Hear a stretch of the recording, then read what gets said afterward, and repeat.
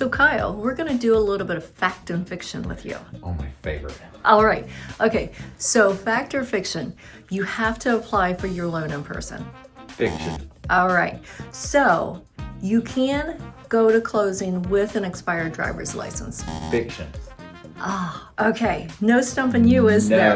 No, these are fun. Okay, all right, so it takes about 3 days to get pre-approved. Fiction.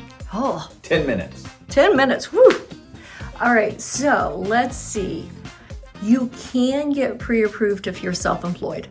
Fact. All right, okay, so last one. That's gonna be a tough one. Okay. All right, so you need 20% down to get a loan. Fiction. As little as 1% down. 1%. Sometimes none if you qualify for grants. Oh, right. Can't wait to hear more. Absolutely. And we're going to dig into that during our workshop, right? October 21st. All right, from 6 to 7 right here Absolutely. at the Red One office. Looking forward to it.